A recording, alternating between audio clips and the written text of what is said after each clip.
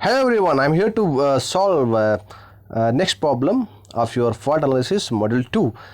The problem is like this. Two generators are connected in parallel to a low voltage side. Two generators are connected in parallel. Okay, two generators are connected in parallel and having ratings also they have given, and then started transformer also they have given. And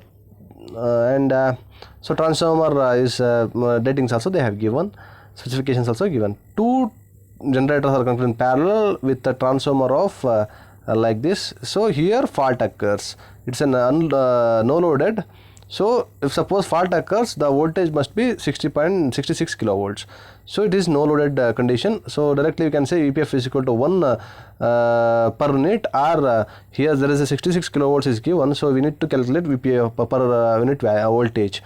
So read the question properly. Before the fault occurs, the voltage on the high voltage side of the transformer is 66. This side is 66.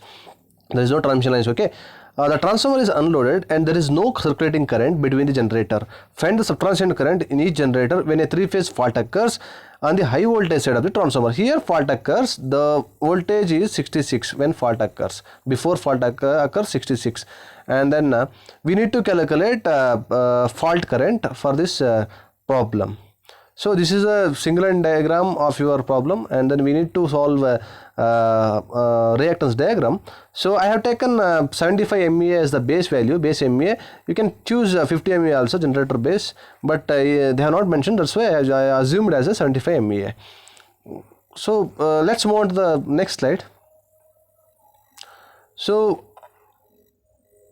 after calculating the XPU new value, so the formula is XPU new is equal to XPU volt into MAB new by MAB volt into KB volt by KB new whole square. So we got the values are 0.375, 0.75, 0.1. Because I have not solved again the same procedure. So already we solved in the first module, I mean procedure wise. So directly I have taken this reactance diagram after solving the reactance values of all the components. So we need to calculate fault current as well as IG current, and then IG2 current, and then total current we need to calculate. How to calculate this IG double dash, and then IG2 dash, I01 dash. So by using Thevenin's theorem, so IF double dash is equal to, fault current is equal to VPF divided by ZTH. So VPF directly you can calculate, that is actual value is 66 they have given, and then base value is 16, and we got 0.957 is the value, and then IF double dash if you want to calculate, that is 0.957 divided by this value. So these two parallel, this one parallel, this parallel combination series with this one, J 0.375 into J 0.75 divided by 0.375 plus J 0.75 plus J 0.1, you will get ZTH value. Okay, so you calculate. So from the circuit diagram, before we discussed, so this part is ZTH. So we got ZTH as 0.35, and then this part is VPF. So if suppose sometimes they'll not give this value 66 value, they'll not give before fault voltage, they'll not give directly. You can take 1 pu is the assumption. So therefore the fault current is 0.957 divided by 0.35. So from the circuit diagram, IF double dash is equal to V by ZTH, or VTH by ZTH. We got the value is 2.735 angle minus 92 degree per unit value.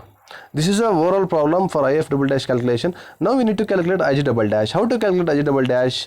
So if you want to calculate IG double dash,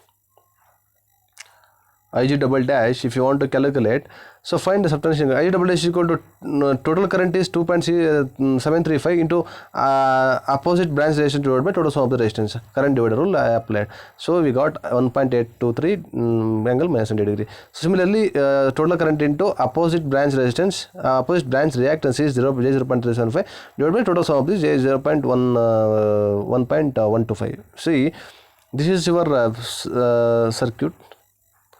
This is your circuit. So this is your this is VPF.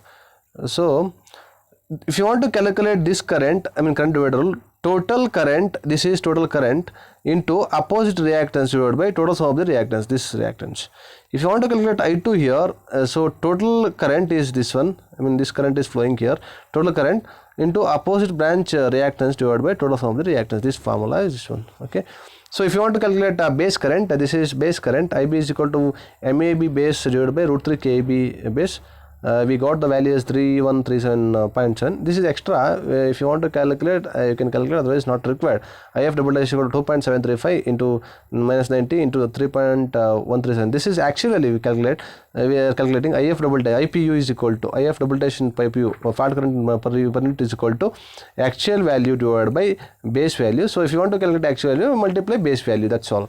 Because IB is this one, just to multiply this fault current value. So 2.375 is a fault for total fault current. This is 8.51, then I1 double dash equal to 5720. This one is 2861. Addition of these two will get this value. So this is a problem solving steps for the fault analysis. We calculated IF double dash. So again I'm recalling. Okay. So they have given problem is like this, a parallel circuit, and then we need to calculate fault current. So I think you understood this problem. Okay, don't confuse while solving the problem. So I just used here Thevenin's theorem. I used Thevenin's theorem over here.